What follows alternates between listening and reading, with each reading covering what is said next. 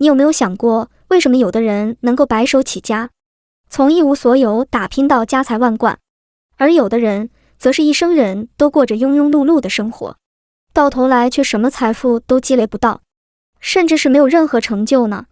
这到底是为什么？原因其实很简单，因为他们不知道致富的秘诀。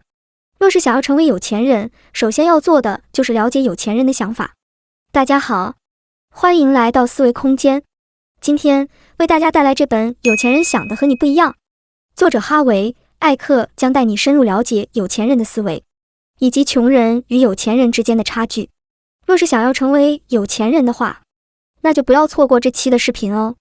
因为提到钱这件事，这本书可能会是你这一辈子读到的最重要的一本书。在我看来，这是一本与《富爸爸穷爸爸》一样有分量的好书。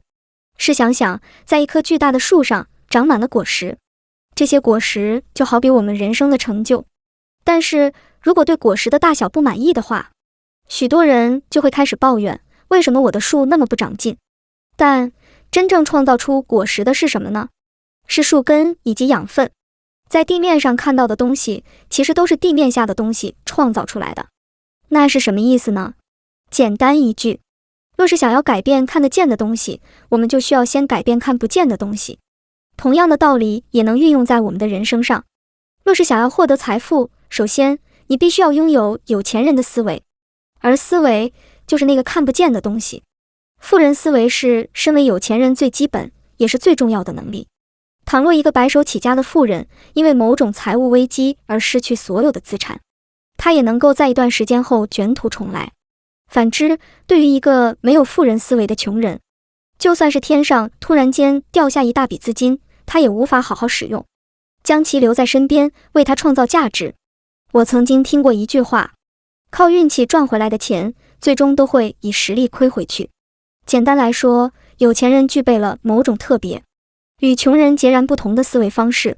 这些思维决定了他们的行动，而行动造就了他们的成就。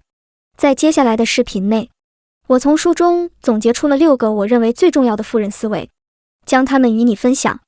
在那之前，如果你对各种书籍的内容感兴趣的话，就别忘了订阅我的频道哦，并且打开小铃铛，这样你就能够在第一时间收到我新视频的通知。好了，那么我们就开始吧。有钱人努力让自己有钱，而穷人却一直想要变得有钱。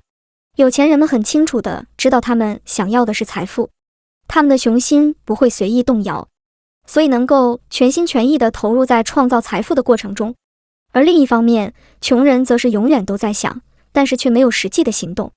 如果你并没有实际地为想要得到的财富做出努力的话，那么只说明了2点：一，在你的潜意识里并不真的想要变得有钱；二，你并不想付出应有的代价去创造财富。若是这样，那你就注定一辈子都只能当个穷人。事实上，对金钱的欲望有分为3种层次。第一种是我想要变得富有，光是想要，但是却没有行动，这就是穷人最明显的特征。要不然，在全世界几十亿人口当中，成为富人的也不会只有金字塔顶端那不到1%的人。接下来的第2以及第3个层次，才是成为有钱人的关键。我选择变得富有，以及我致力变得富有。选择让我们决定要变成有钱人，了解有钱人该有的责任以及应该做的事，而致力则意味着毫无保留地贡献自己，完完全全地付出所有努力。你愿意一天工作16个小时吗？有钱人愿意。你愿意1周7天不休息吗？有钱人愿意。你愿意牺牲放假的时光，为自己的事业打拼吗？有钱人愿意。最典型的例子就是特斯拉的 CEO 伊隆·马斯克。他在工厂赶制旗下电动车的时候，由于工作量太大，导致他宁愿直接睡在工厂内，这能让他更有效地监督整体的工作流程。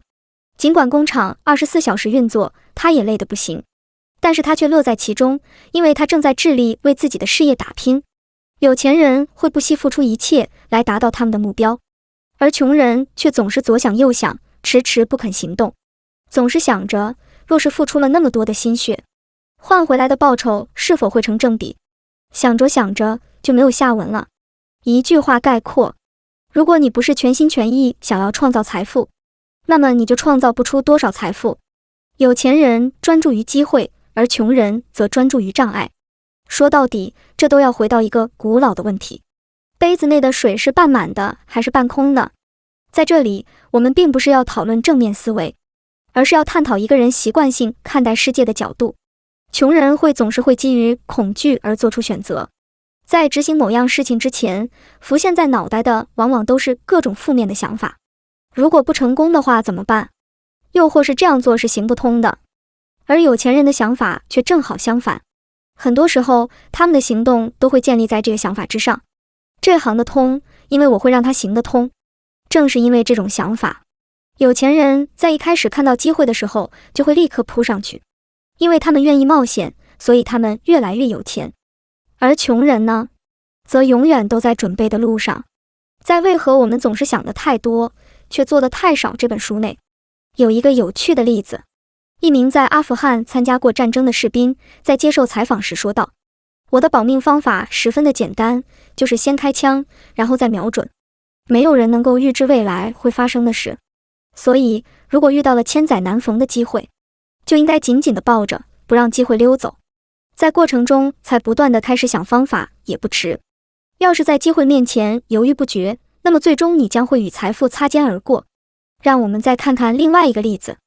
在《复利效应》这本书的视频内，我讲解了巴菲特每天都需要阅读500页各大公司的财务报表，这让他能够比常人更加了解各大公司的运营状况，清楚地知道公司背后隐藏的潜在价值，所以他往往都能够在股市崩盘的时候捉住机会，大量买进自己心仪的公司。所以才有了那句经典的话：在别人恐惧时贪婪，在别人贪婪时恐惧。有钱人根据结果拿酬劳，而穷人根据时间拿酬劳。想必你一定听过这句话：好好读书，考取好成绩，上个好的大学，毕业后好好找份工，准时上下班，过上稳定的生活。这就是我们传统东方社会眼中的模范人生。获取稳定的薪水本身是没错，但是很多时候，稳定的薪水这个概念，往往会抹杀了一个人想要赚更多钱的欲望。这是因为人的本性都是习惯待在舒适区的。既然有了平稳的收入来源，为什么还要做出改变？与穷人不同的是，有钱人则是通常以他们产出的结果来获得报酬。他们通常会以某种形式拥有自己的事业，从中获取收入。这可以是股票分析，或是利润分享。但是以上的收入并没有附上保证书，因为在财富的世界里，回报通常与风险成正比。但为什么说富人都更倾向于这种不稳定的收入方式呢？答案很简单，因为薪资是固定的，而通过结果所拿的酬劳则是没有上限的。在书中，财富法则的第1条就是，永远不要为自己的收入设上限。你知道吗？伊隆·马斯克自2004担任特斯拉总执行长以来，都不曾领过工资，也没有任何现金奖励，取而代之的是一个薪酬完全与公司市值以及业绩挂钩的10年方案。这个方案的第一个目标就是如果特斯拉6个月的平均市值达到1000亿美金的话，他将能获得一笔170万股的特斯拉股票作为奖励。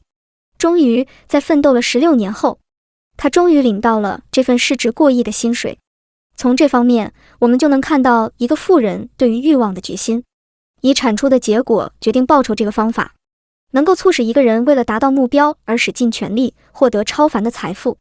而关键就在于之前提到的心态。这行得通，因为我会让它行得通。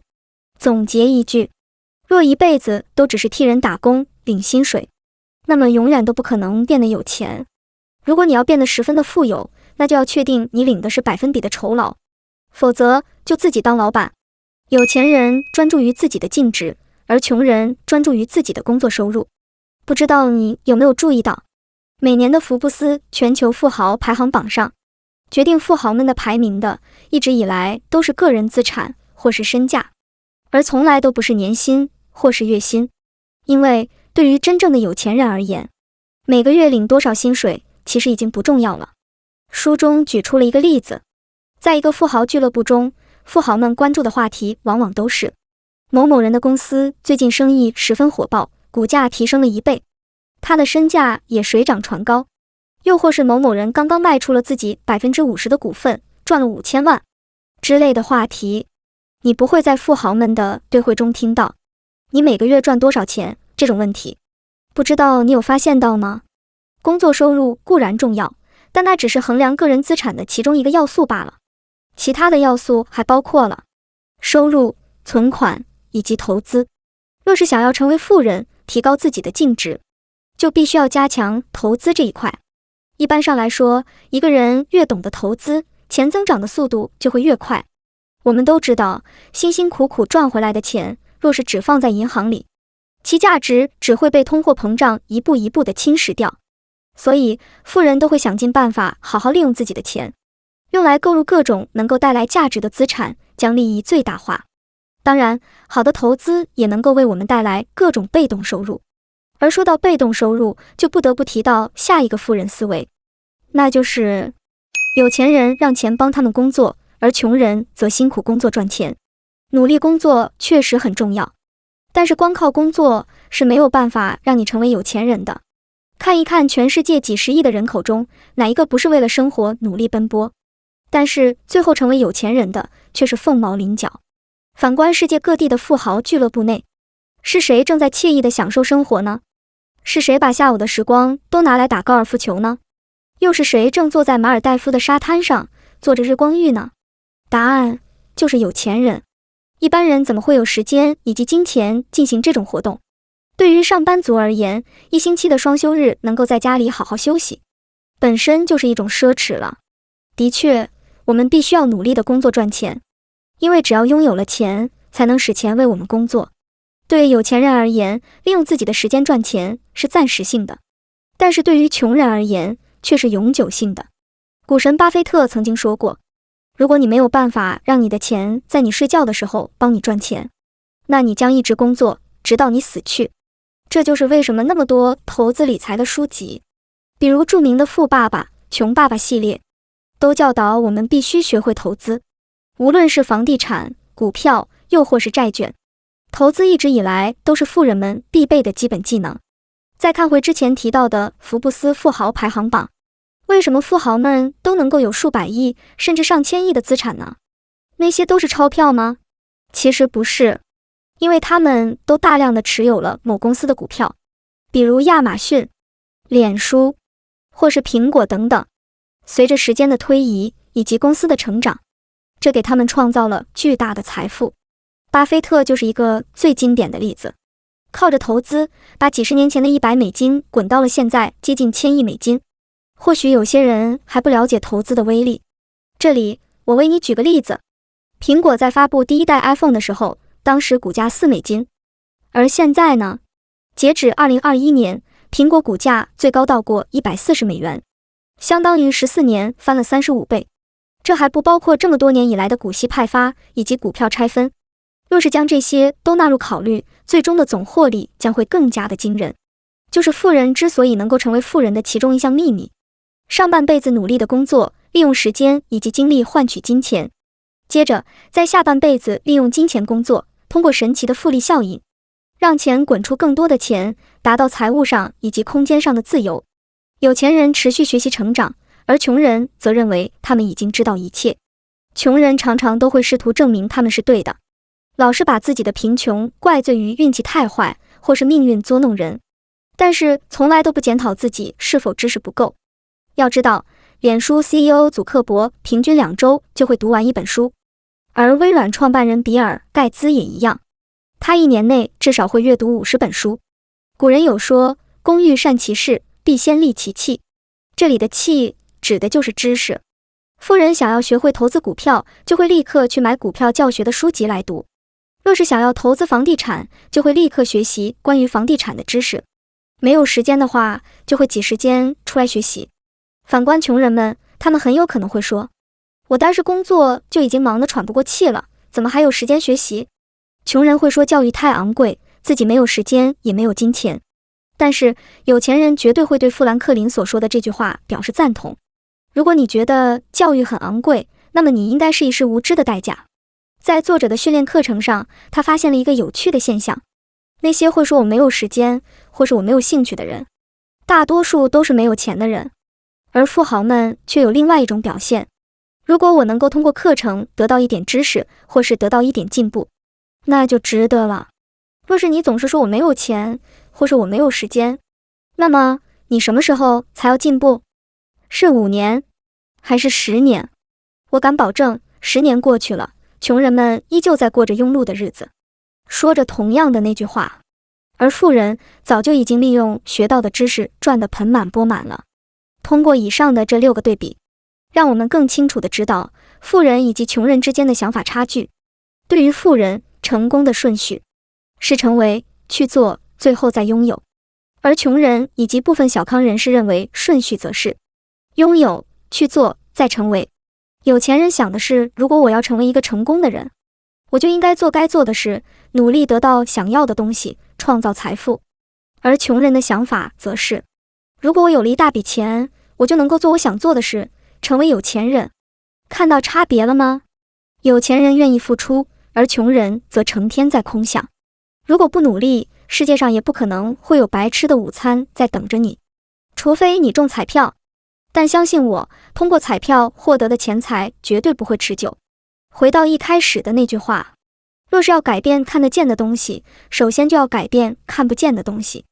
先是需要拥有富人的思维，再通过长时间的实践，这样才能为我们的人生创造更多的财富。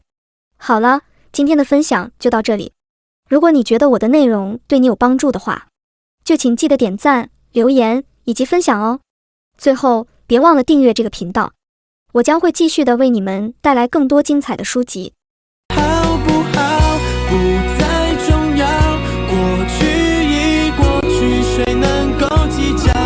所有问号既然没答案，不如把它变成最美的句号。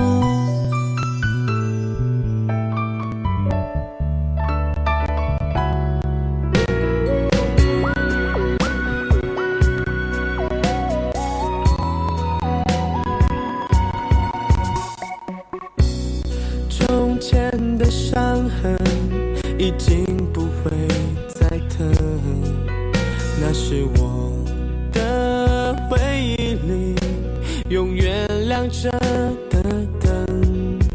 我以为我们看见了永恒，原来只是过程。你没有责任，就把它当成写坏了的剧本。你好不好已不重要，如果可以，我不想知道。有些时候，连一句问候都会变成了打扰。你好不好不再重要，过去已过去，谁能够计较？所有问号既然没答案，不如把它变成